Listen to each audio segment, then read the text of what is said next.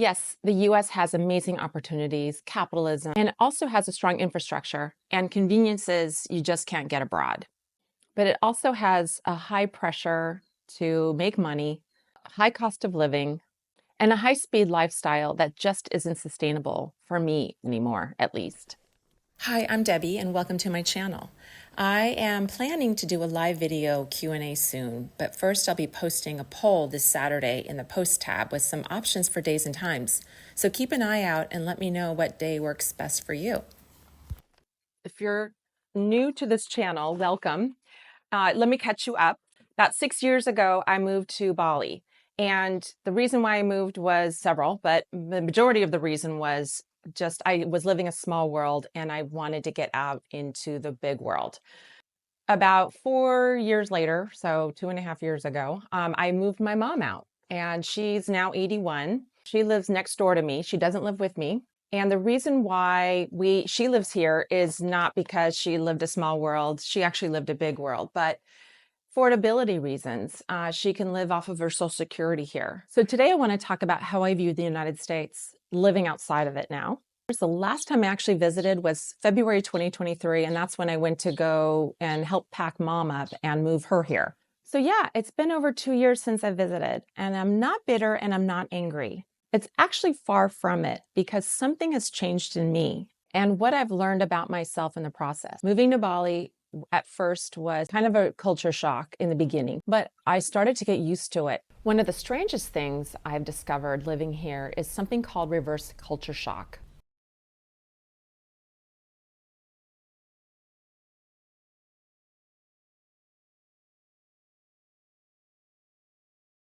I used to say I would never want to live anywhere else than LA. Now I don't call it home anymore. I'm emotionally disconnected. You think everything's going to feel easy and normal, but things feel off. I mean, I'm born and raised there, so I'm used to the diversity of California and I love it. That's what I think drew me to Bali, is that I have an openness for diversity. Bali reminds me of a small town. You may not know everyone, but you recognize faces, exchange smiles, and feel a quiet sense of care. Even as a newcomer, there's a passive warmth. No one here rushes past you or ignores you. That subtle kindness becomes normal. Back in the US, especially in cities like Los Angeles, everything feels faster, sharper. People rush, avoid eye contact, and feel every minute.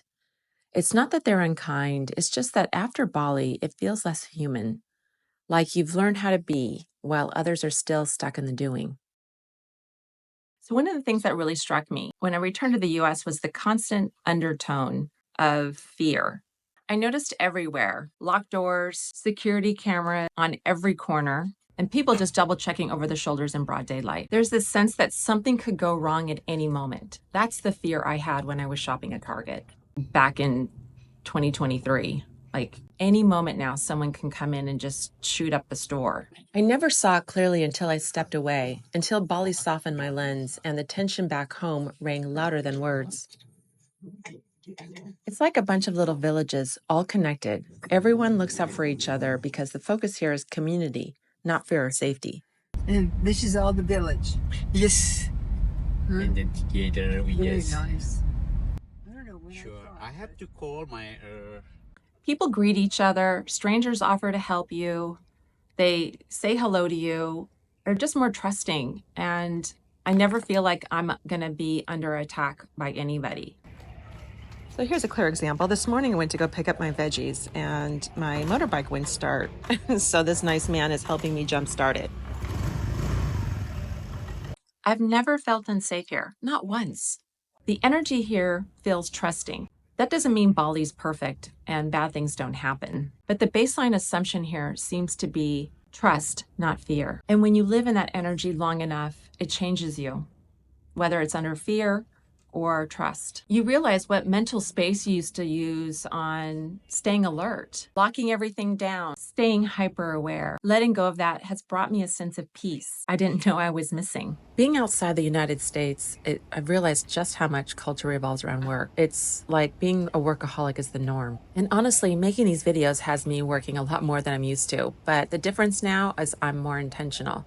I've set days where I work and days where I don't. The That balance matters because I didn't move to Bali just to bring the grind with me. I came here to actually live.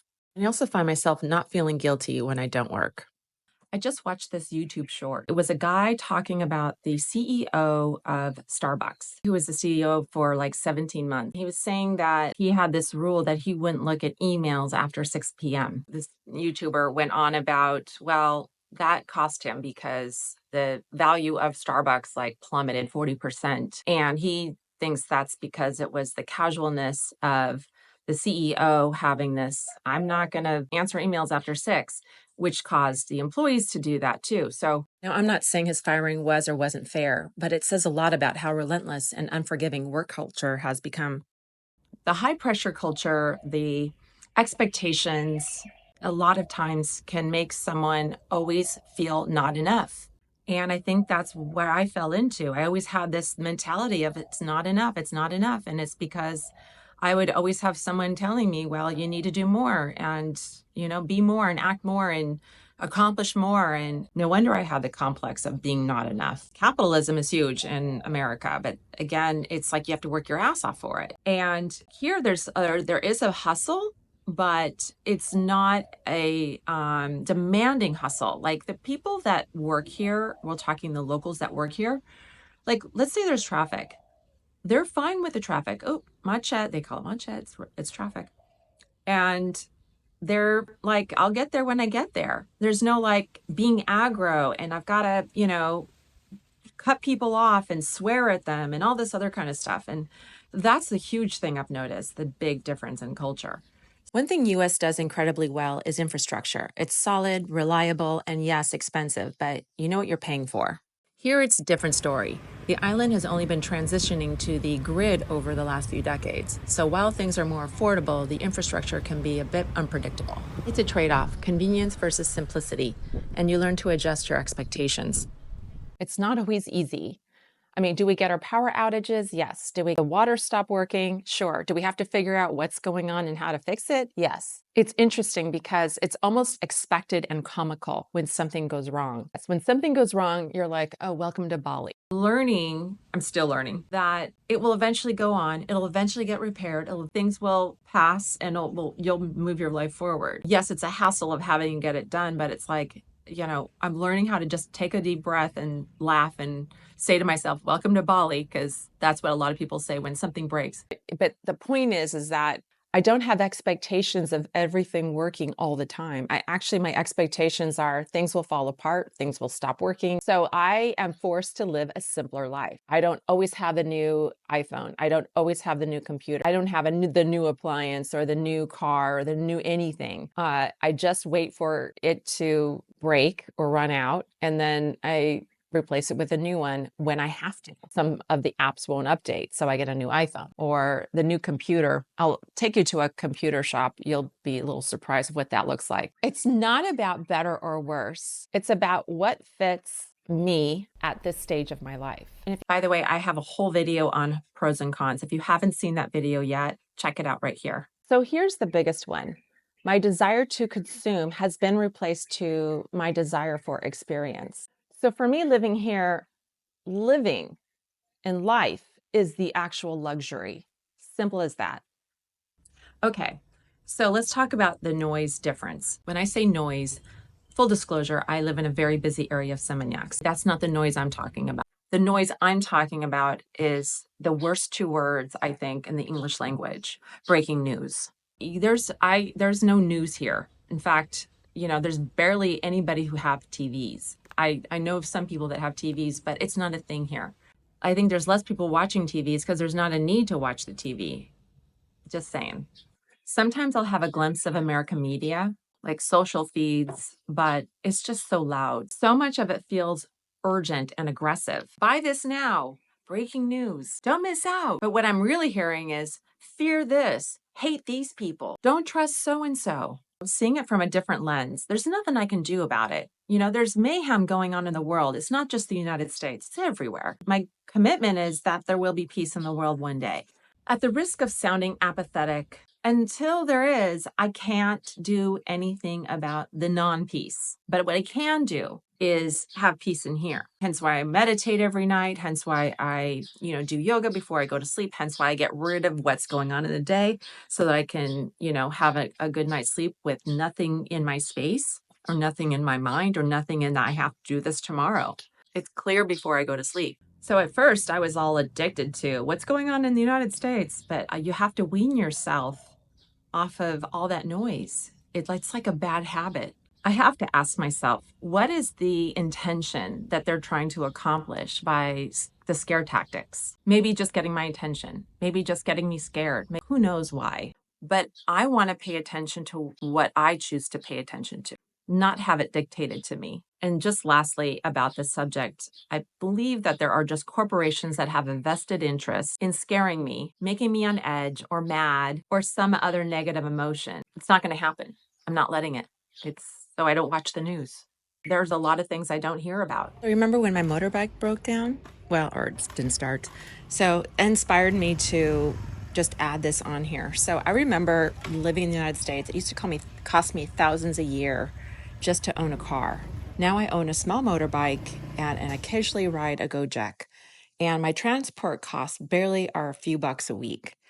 Okay, and hands down, the food tastes so much better here. I mean, the carrots and the fruit and the lettuce, it just it tastes like lettuce and carrots. I mean, so sweet and just so delicious and so fulfilling. So here's the real reason why the food tastes better here in Bali. No GMOs.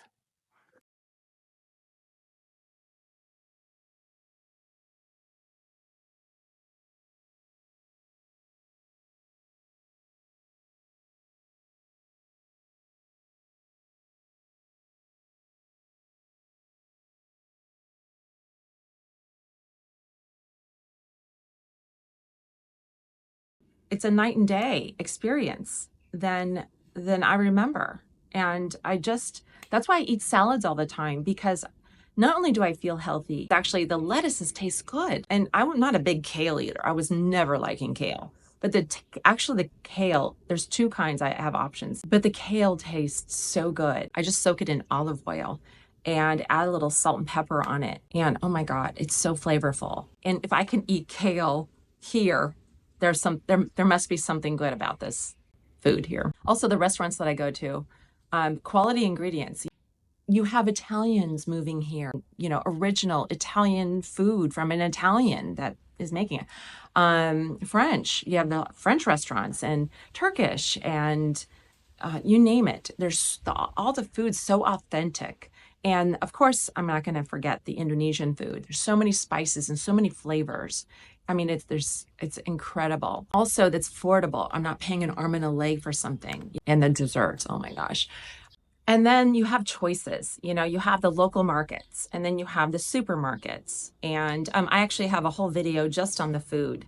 So if you want to see more about what I eat and, my daily budget, please, I'm going to link it right around here. I just picked up my vegetable order, and it's organic, so I'm really excited about that.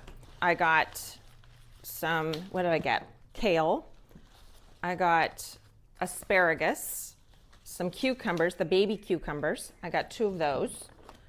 Some mint, celery, and cilantro. Lettuce and spinach. And I'm gonna make what am I making? I'm gonna make a juice. How about that? Living outside the US is giving me a whole new lens. It's like I stepped off one ride, fast, loud, constantly moving, and got on another that's quieter, slower, and more intentional. In the US, I used to feel guilty for resting, like I wasn't doing something productive. I was falling behind. But here in Bali, I've learned to value stillness, presence, and simply being. When I visit or reflect on life back home, I see it all differently now. What I used to accept without question, I now notice with fresh eyes. I'm not here to say one life is better, but I know which one brings me peace, and I'm choosing that every day. If this speaks to you, subscribe for more real talk on retired life in Bali.